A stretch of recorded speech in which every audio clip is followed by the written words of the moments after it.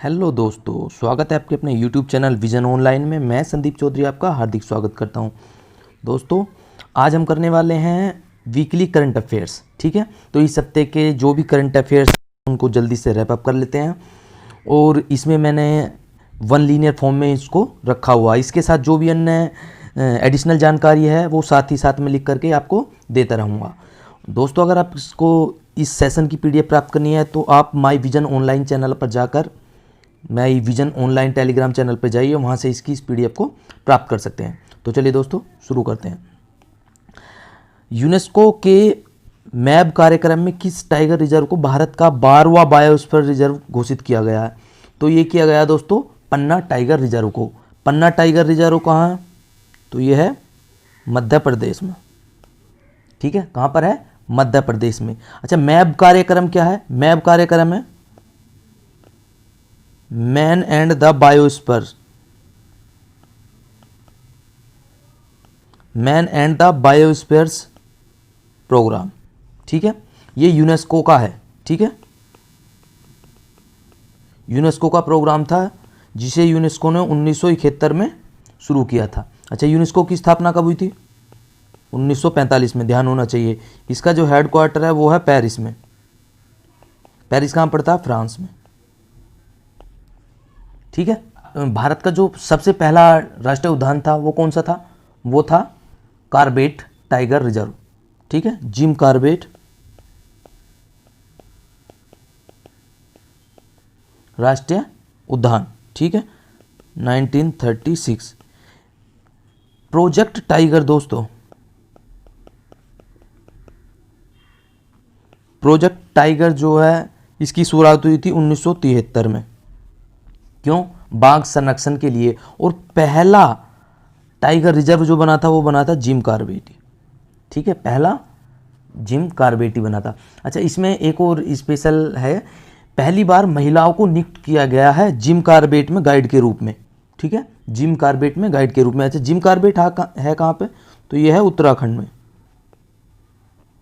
कहाँ पर है? उत्तराखंड में। सबसे पहले जो है 1986 में मैब कार्यक्रम के तहत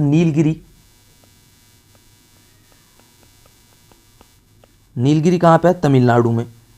इसको पहला बायोस्फीयर घोषित किया गया था।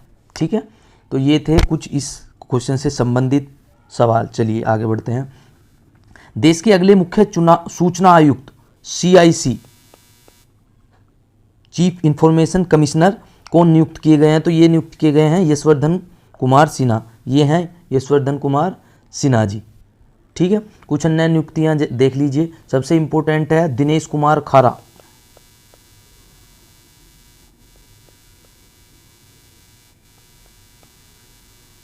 दिनेश कुमार खारा ये क्या नियुक्त किए गए हैं? ये चेयरमैन नियुक्त किए गए हैं SBI के। ठीक है, SBI के चेयरमैन नियुक्त किए गए हैं। फॉर्मर एयर चीफ जो हैं BS धनोआ जी।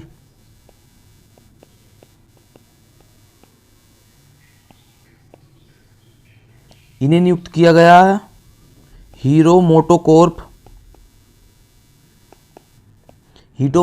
मोटोकॉर्प्स के इंडिपेंडेंट डायरेक्टर के रूप में BS धनोआ जी को। ठीक है, चलिए आगे बढ़ते हैं। भारतीय सेना द्वारा सैनिकों को बेहतर व सुरक्षित संचार हेतु एक ऐप को लॉन्च किया गया है। इस ऐप का नाम क्या है? तो इस ऐप का लॉन्च है साई। साई मतलब secure application for the internet.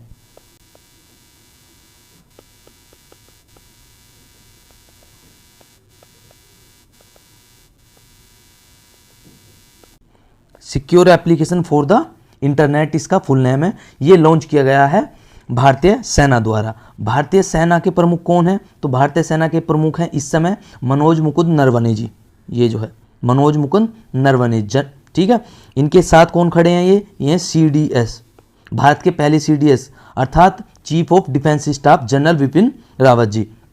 अच्छा, एयरफोर्स द्वारा, एयरफोर्स के प्रमुख कौन है? वायुसेना प्रमुख मतलब एयर चीफ मार्शल हैं RKS भदौरिया जी।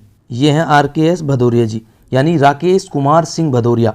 राकेश कुमार सिंह भदौरिया ये कौन है इस समय? हमारे एयर चीफ मार्शल हैं। ठीक है, air chief marshal Rakesh Kumar Bhadauria. Air force ने अभी एक ऐप लॉन्च किया है, माई IAF, याद रखिएगा दोस्तों, माई IAF, ठीक है। ये हैं एडमिरल करमवीर सिंह, नौसेना प्रमुख हैं, ठीक है। अच्छा, एक और इंपॉर्टेंट क्वेश्चन है, हाल ही में सेना ने क्या किया है कि सैनिक स्कूलों में OBC हेतु 27% आरक्षण लागू कर दिया शैक्षणिक सत्र 2021-2022 से, ठीक है। हमारे देश में कुल 33 सैनिक स्कूल हैं, ठीक है। तो सैनिक स्कूलों में जो शैक्षणिक सत्र होगा 2021 से 22 वाला जो सेशन होगा, उसमें OBC में 27% आरक्षण दिया जाएगा, ठीक है। चलिए, अच्छा, ये जो है हमारे सेना प्रमुख मनोज मुकुंद नरवाने जी, इन्हें क्या किया गया है, इन्हें नेपाल के द्वारा मानद जनरल की रैंक से नवाजा गया है, ठीक है। ये परंपरा बहुत पहले से चली आ रही है, हम नेपाल के जनरल को मानद रैंक से नवाजते हैं, ऐसे ही नेपाल हमारे देश के सेना प्रमुख को जनरल की मानद रैंक से सम्मानित करता है। चलिए आगे बढ़ते हैं। T20 क्रिकेट में 1000 छक्के लगाने वाले पहले बल्लेबाज कौन बन गए हैं? तो ऐसा कारनामा करने वाले एकमात्र बल्लेबाज बन गए हैं क्रिस गेल, ठीक है। क्रिस गेल ऐसा करने वाले पहले बल्लेबाज बन गए हैं। दूसरे नंबर पर जो हैं वो हैं वेस्ट इंडीज के ही कैरन पोलार्ड।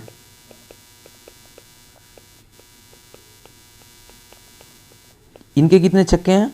690 छक्के अब तक ये लगा चुके हैं। इनके नाम एक और कीर्तिमान है, 500 T20 मैच खेलने वाले क्रिकेटर बन गए हैं ये, ठीक है। खेलने वाले खिलाड़ी 500 T20 मैच, ठीक है। दोनों कहाँ से बिलोंग करते हैं? वेस्ट इंडीज से। आपको कमेंट्स करके बताना है कि किरण पोलार्ड IPL में किस टीम के लिए, ये क्रिस गेल IPL में किस टीम के लिए खेलते हैं।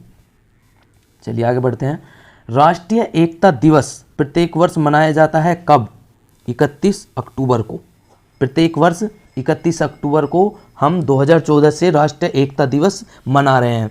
भारत के लौह पुरुष और भारत के बिस्मार्क कहे जाने वाले सरदार वल्लभ भाई पटेल के जन्मदिन के उपलक्ष्य में हम ये मनाते हैं, ठीक है। तो 2014 से यूनिटी डे मना रहे हैं, ठीक है, सरदार वल्लभ भाई पटेल के जन्मदिन के उपलक्ष्य में। इन्हीं के लिए, इनके सम्मान में विश्व की सबसे ऊंची 182 मीटर 182 मीटर ऊंची statue of unity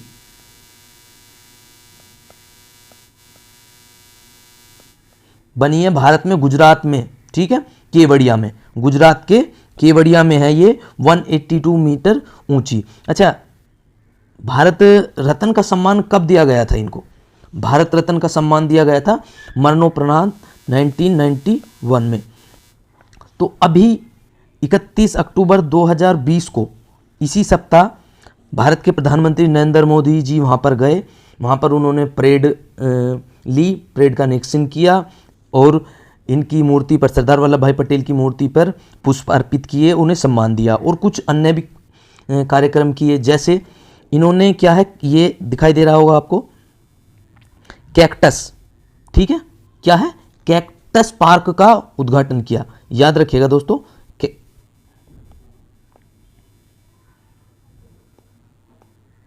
cactus park, ठीक है, ये कैक्टस पार्क का उद्घाटन किया यहां पे इन्होंने सरदार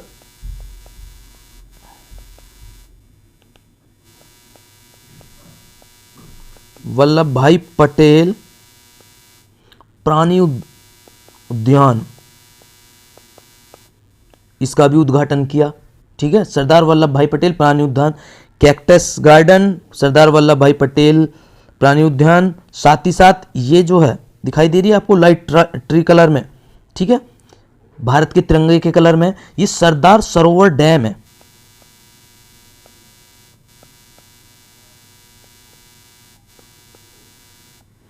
इस डायनामिक लाइट का भी उद्घाटन किया जो कि ट्री कलर में दिखाई देगी अब आपको, ठीक है। सरदार सरोवर डैम में, इसका भी इनॉग्रेशन किया। साथ ही साथ इन्होंने अहमदाबाद में साबरमती जो रिवर फ्रंट है वहां से केवड़िया में स्टैच्यू ऑफ यूनिटी के लिए सी प्लेन, ये दिखाई दे रहा होगा आपको सी प्लेन, ये मोदी जी दिखाई दे रहे हैं, तो ये एक सी प्लेन है जो कहां से, अहमदाबाद के साबरमती रिवर फ्रंट से केवड़िया के स्टैच्यू ऑफ यूनिटी तक चलेगा। ठीक है, इसमें 12 यात्रियों को बैठाने की सुविधा होगी। तो इसका भी क्या है, उद्घाटन किया, इसका भी शुभारंभ किया। ये अपनी तरीके का ऐसा पहला प्रोग्राम नहीं है, ऐसा ही एक कमर्शियल जो सी प्लेन सर्विस है वो 2010 में कहां, अंडमान और निकोबार द्वीप समूह में स्टार्ट हुआ था, जल हंस के नाम से, जल हंस के नाम से ये शुरू हुआ था, लेकिन बाद में उसको बंद कर दिया गया।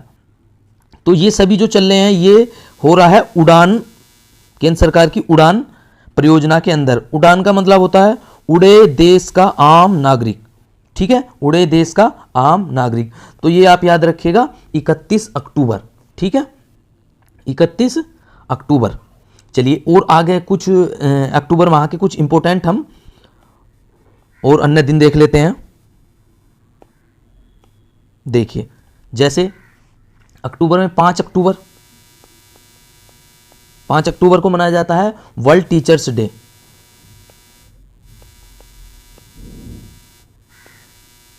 ठीक है, 5 अक्टूबर को मनाया जाता है वर्ल्ड टीचर्स डे। भारत में जो राष्ट्रीय नेशनल टीचर्स डे है, जो शिक्षक दिवस है, वो कब मनाया जाता है, वो मनाया जाता है दोस्तों 5 सितंबर को। 5 सितंबर को भारत के पहले जो है राष्ट्रपति डॉक्टर राधाकृष्णन के जन्म दिवस के उपलक्ष्य में हम मनाते हैं। जब 24 अक्टूबर को क्या मनाया जाता है, तो 24 अक्टूबर को मनाया जाता है UN day, United nation day. ठीक है, 31 अक्टूबर को एक और दिवस मनाया जाता है दोस्तों, वो क्या है, वो है वर्ल्ड सिटी डे।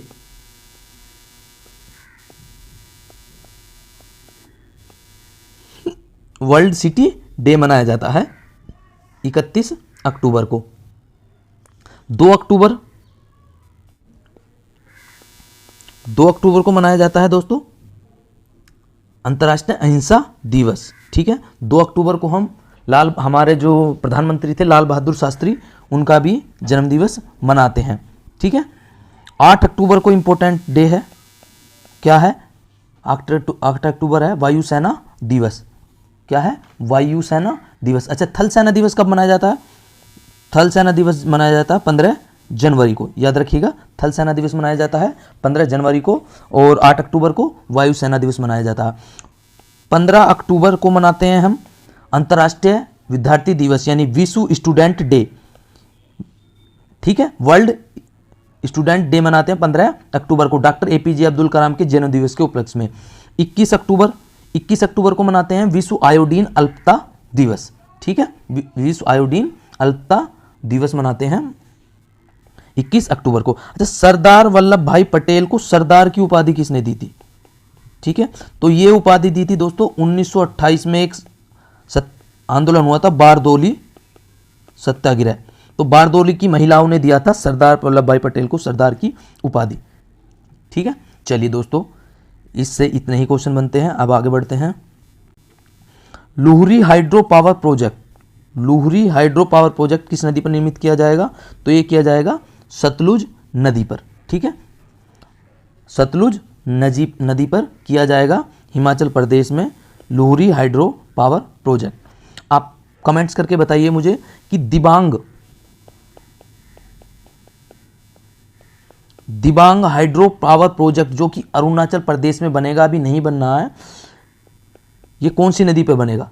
ठीक है, दिबांग हाइड्रो पावर प्रोजेक्ट। साथ ही साथ एक और इंपॉर्टेंट प्रोजेक्ट आप कमेंट्स करके बताइए मुझे, नापथा झाकरी। ठीक है, नापथा झाकरी,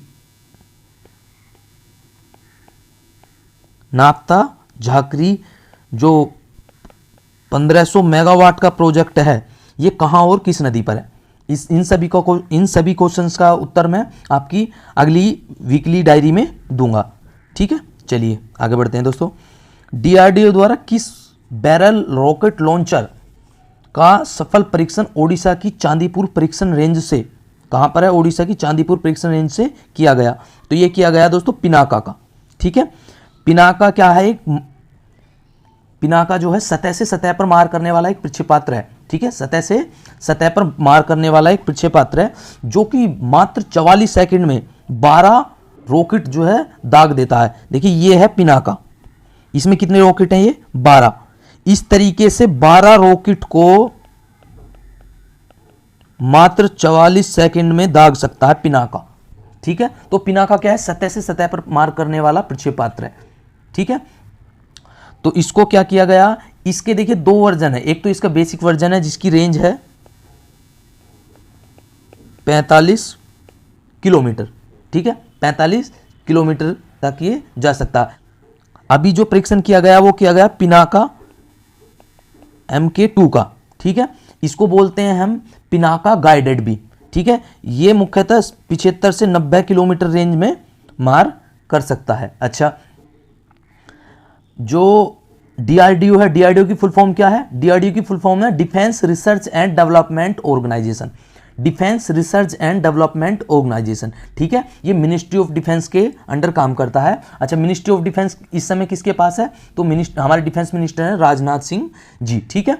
DRDO का मुख्यालय है न्यू दिल्ली में और इसके वर्तमान में चेयरमैन है डॉक्टर G सतीश रेड्डी, ठीक है, G सतीश रेड्डी। चलिए आगे बढ़ते हैं। ADB यानी एशियन डेवलपमेंट बैंक ने मेघालय में बेहतर बिजली नेटवर्क के लिए 13.28 करोड़ का ऋण देने की घोषणा की है। तो ADB का मुख्यालय कहाँ है? ADB का मुख्यालय है दोस्तों मनीला, फिलीपींस में, ठीक है। कहाँ पर है? मनीला, फिलीपींस में। 1966 में इसकी स्थापना हुई थी। अच्छा, कुछ और अन्य इंपॉर्टेंट मैं बताता हूँ बैंक, जैसे बैंकों से संबंधित, वित्तीय संबंधित, जैसे एक है हमारा SCO, संघाई सहयोग संगठन, ठीक है, संघाई सहयोग संगठन, स्थापना हुई थी 2001 में, कुल सदस्य हैं 8। तो इसका जो है हेडक्वार्टर है बीजिंग में, ठीक है। 2 इंपॉर्टेंट हैं वाशिंगटन DC और वर्ल्ड बैंक और IMF, वर्ल्ड बैंक और IMF दोनों के हेडक्वार्टर हैं दोस्तों वाशिंगटन DC में, वर्ल्ड बैंक और IMF होता है अंतर्राष्ट्रीय मुद्रा कोष, इंटरनेशनल मॉनेटरी फंड। अच्छा, वर्ल्ड बैंक के जो प्रेसिडेंट हैं उनका नाम है डेविड मालपास, याद रखिएगा, डेविड मालपास, ठीक है। IMF की क्रिस्टीना जॉर्जीवा, ठीक है। तो चलिए आगे बढ़ते हैं। किस राज्य सरकार ने स्कूलों में 8 से 14 नवंबर तक बाल सप्ताह मनाए जाने का फैसला किया है? तो ये किसने किया है? ये किया है दोस्तों महाराष्ट्र की सरकार ने। किसने किया है? महाराष्ट्र की सरकार ने फैसला किया है 8 से 14 नवंबर तक बाल सप्ताह मनाए जाने के। महाराष्ट्र सरकार ने एक और फैसला किया था, इन्होंने प्रस्तावना, स्कूलों में प्रस्तावना पढ़ने को लागू कर दिया था, ठीक है, प्रस्तावना को लागू कर दिया था, ठीक है। अच्छा, इसी से एक और मुझे क्वेश्चन याद आता है कि एक है जल शक्ति मंत्रालय हमारा,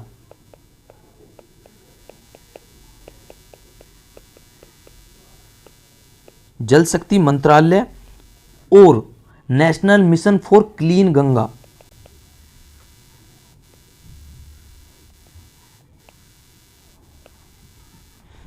national mission for clean Ganga, इन दोनों ने मिलकर 2 से 4 नवंबर तक क्या गंगा उत्सव का आयोजन करवाया, गंगा उत्सव 2020, ठीक है, गंगा उत्सव 2020। TN कृष्णन एक प्रसिद्ध थे जिनका हाल ही में निधन हो गया, तो ये थे एक वायलिन वादक। कौन थे? वायलिन वादक TN कृष्णन, ये हैं TN कृष्णन जी। 92 साल की उम्र में इनका तमिलनाडु में निधन हो गया है, 92 ईयर की एज में तमिलनाडु में इनका निधन हो गया है। अच्छा, इन्हें संगीत कला निधि, पद्म भूषण और पद्म विभूषण जैसे सम्मानों से नवाजा जा चुका है। कुछ अन्य इंपॉर्टेंट मैं आपको बताता हूं, जैसे सितार वादक, सितार वादक पंडित रविशंकर, नाम याद रखिएगा, काफ़ी इंपॉर्टेंट है, पंडित रविशंकर और निखिल बनर्जी, ठीक है। उसके बाद बात करते हैं तबला वादक, तबले का नाम याद आती जुबां पे आ जाता है जाकिर हुसैन जी, जाकिर हुसैन और इनके पिता अल्लाह रखा। ठीक है, जाकिर हुसैन और इनके पिता अल्लाह रखा। शहनाई वादक, ये आपको कमेंट्स करके बताना है। ठीक है, शहनाई वादक हमारे मुख्यतः कौन है? बांसुरी वादक,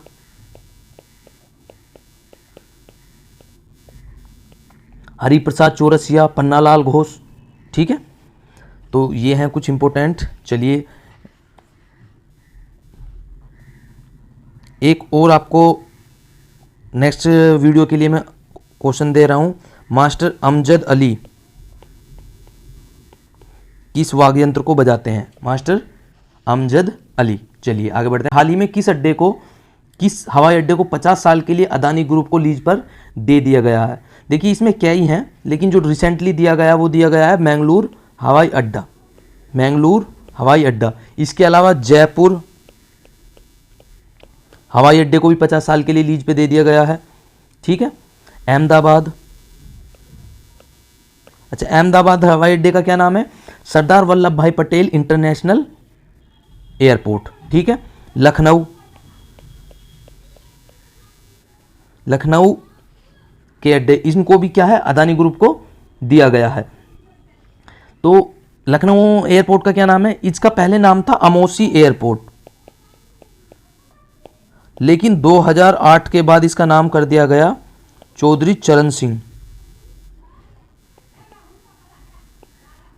इंटरनेशनल एयरपोर्ट। ठीक है, इंटरनेशनल एयरपोर्ट। एयरपोर्ट से जुड़ी हुई एक और इंपॉर्टेंट न्यूज है जो लेटेस्ट है आपके लिए, वो क्या है? पुदुचेरी एयरपोर्ट देश का एएआई, यानी एएआई होता है एयरपोर्ट अथॉरिटी ऑफ इंडिया द्वारा संचालित पहला सोलर पावर्ड एयरपोर्ट बन गया है। ठीक है, सोलर पावर्ड एयरपोर्ट बन गया है। अब आप कहेंगे कि इससे पहले भी एक न्यूज आई थी कोचीन की, कि कोचीन एयरपोर्ट जो है सोलर पावर्ड एयरपोर्ट बन गया है। देखिए जो कोचीन एयरपोर्ट था वो वर्ल्ड का फर्स्ट सोलर पावर्ड एयरपोर्ट बन गया था। ठीक है, लेकिन कुछ एयरपोर्ट ऐसे हैं जिनका अथॉरिटी जो है एएआई के पास है, जबकि कुछ ऐसे हैं जो पीपीपी मॉडल पर यानी पब्लिक प्राइवेट पार्टनरशिप मॉडल पर चलते हैं। जैसे यही कोचीन एयरपोर्ट है, इसको CAIL गवर्न करती है। CAIL मतलब है कोचीन इंटरनेशनल एयरपोर्ट लिमिटेड। ठीक है, कोचीन इंटरनेशनल एयरपोर्ट लिमिटेड इसको गवर्न करती है। तो AAI द्वारा गवर्न किया जाने वाला पहला एयरपोर्ट कौन बन गया है? पुदुचेरी, जो कि पूर्णतः सोलर पावर्ड है। ठीक है, चलिए मालाबार अभ्यास का पहला चरण, मालाबार अभ्यास का पहला चरण आयोजित हुआ कहां पर? तो ये आयोजित हुआ है बंगाल की खाड़ी में। ठीक है, मालाबार जो अभ्यास है वो 2 चरणों में आयोजित होगा। 3 से 6 नवंबर 2020 में आयोजित हुआ इसका फर्स्ट फेज। कहां पर? बंगाल की खाड़ी में। दूसरा जो सेकंड फेज है वो आयोजित होगा 17 से 20 नवंबर को। कहां पे? अरब सागर में। ठीक है, अरब सागर में। मालाबार अभ्यास की शुरुआत कब हुई थी? 1992 से। इंडिया और अमेरिका। ठीक है, 2007 में इसमें ऑस्ट्रेलिया ने भी पार्टिसिपेट किया, लेकिन चीन के धमकाने के बाद, मतलब धमकाना नहीं कहेंगे, उन्होंने कुछ अपने टाइज तोड़ दिए थे, इकोनॉमिक टाइज, जिसके बाद ऑस्ट्रेलिया ने बैकअप कर लिया था। तो 2015 से परमानेंट इसमें जापान भी जुड़ गया। और इस साल पहली बार इंडिया, अमेरिका, जापान और ऑस्ट्रेलिया चारों देश मिलकर इसको कर रहे हैं। ठीक है, तो ये कहाँ किया गया था? बंगाल की खाड़ी में, विशाखापट्टनम में। ठीक है, बंगाल की खाड़ी में किया गया। ठीक है, चलिए आगे बढ़ते हैं। हाल ही में जारी पब्लिक अफेयर इंडेक्स 2020 में गवर्नेंस परफॉर्मेंस के आधार पर शीर्ष केंद्र शासित प्रदेश कौन है? तो वो है चंडीगढ़। यानी जिसका अच्छा जिस भी स्टेट ने अच्छा गवर्न किया है अपने को, वो कौन बन गया? चंडीगढ़ जो है यूनियन टेरिटरी में सबसे अच्छा जिसने गवर्न किया। बड़े स्टेटों में जो बेस्ट गवर्न स्टेट हैं उसमें है केरला। केरला टॉप पर है, और सबसे अगर बात करें बॉटम पर है वो है यूपी। ठीक है, छोटे स्टेट की बात करें तो छोटे स्टेट में सबसे टॉप पर है गोवा, बॉटम की बात करें तो है मणिपुर। ठीक है, याद रखिएगा। ठीक है, अच्छा यूनियन टेरिटरी की बात आई है तो एक और क्वेश्चन समझ लीजिए यूनियन टेरिटरी पे। ई ज्ञान मित्र, ई ज्ञान मित्र, ई ज्ञान मित्रा या ई ज्ञान मित्र एक एप्लीकेशन लॉन्च किया है। किसने? दादरा और नागर हवेली और दमन और दीव ने। किस लिए? ऑनलाइन स्टडी के लिए। ठीक है, चलिए आगे बढ़ते हैं। हाल ही में काफ़ी चर्चा में रहा तूफान, चर्चा में रहा गोनी क्या है? ये रहा है, क्या है गोनी? तो गोनी एक तूफान है दोस्तों, बहुत ही 2020 के लगभग 20 तूफानों में सबसे ताकतवर तूफान माना गया, जिसकी स्पीड रही 390 किलोमीटर पर आवर की। ठीक है, और ये फिलीपींस के पूर्वी हिस्से से टकराया 1 नवंबर 2020 को। ठीक है, तो गोनी क्या है? एक तूफान है। चलिए आगे बढ़ते हैं।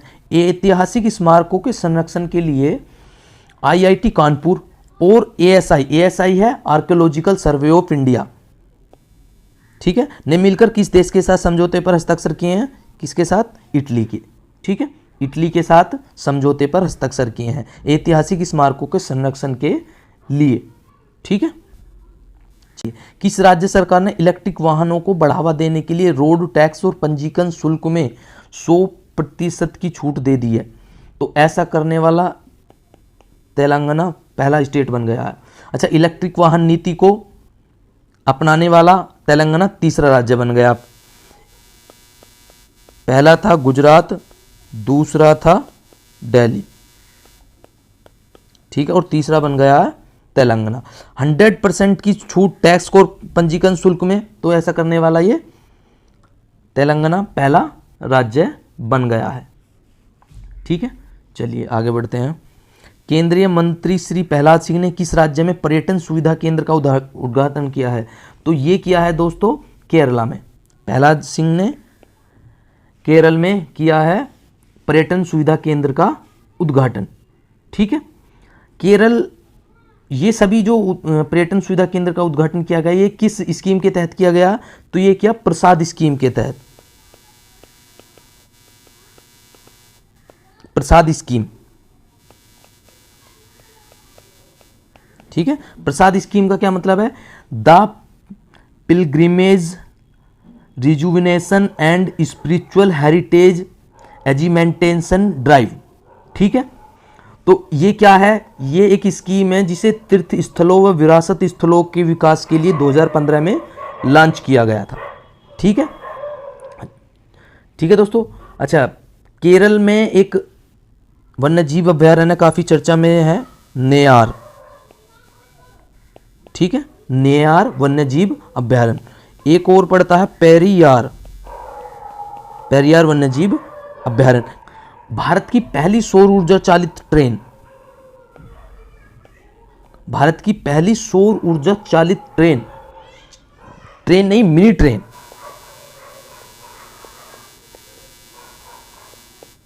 ये कहां चलाई गई है? तो ये चलाई गई है केरल में। ठीक है, याद रखिएगा। केरल के मुख्यमंत्री ने तिरुवनंतपुरम में इसका उद्घाटन किया। 3 बोगियों वाली ट्रेन है जिसमें 45 पैसेंजर बैठ सकते हैं।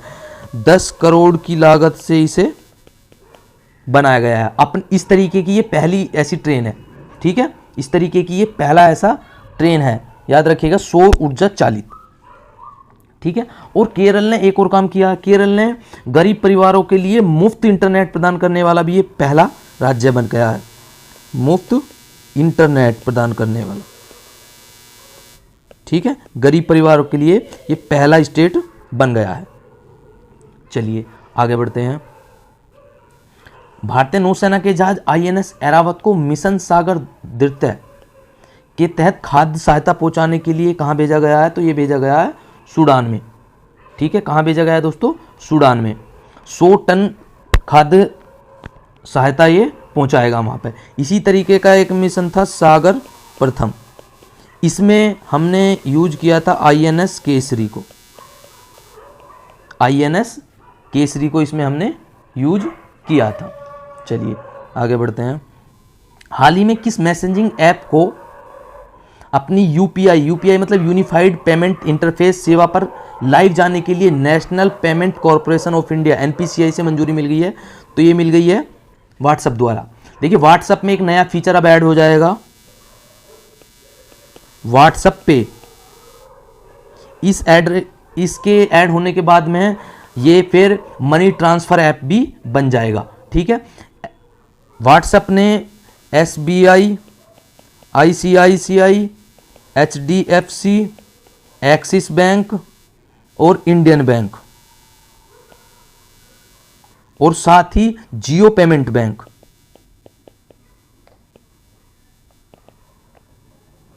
इनके साथ पार्टनरशिप की है।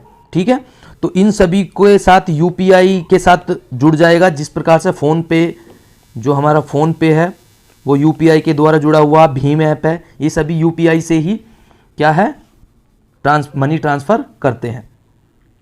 ठीक है दोस्तों, चलिए Netaji Subhash national institute of sports college, ये कहाँ पर है? पटियाला में, याद रखिएगा, इन दिनों चर्चा में था। ठीक है, राष्ट्रीय कैंसर जागरूकता दिवस, नेशनल कैंसर अवेयरनेस डे कब मनाया गया? तो ये मनाया गया 7 नवंबर को। ठीक है, कब मनाया गया? 7 नवंबर को मनाया गया नेशनल कैंसर अवेयरनेस डे। तो ये थे कुछ आज के क्वेश्चन जो हमने किए। ठीक है, ये वीडियो आपको कैसा लगा दोस्तों? कमेंट्स करके ज़रूर बताइए। और अगर आपको इस सेशन की PDF प्राप्त करनी है तो आप जाइए मेरे Telegram channel my vision online पर। इसी तरीके से मैं आपको लिए वीकली करंट अफेयर लेके आता रहूँगा। ठीक है, तो दोस्तों बहुत बहुत धन्यवाद। प्लीज़ वीडियो को लाइक कीजिए, चैनल को सब्सक्राइब कीजिए। ठीक है, और जो भी मैंने क्वेश्चन दिए हैं उनका आंसर कमेंट्स बॉक्स में ज़रूर दीजिए। ओके दोस्तों, जय हिंद।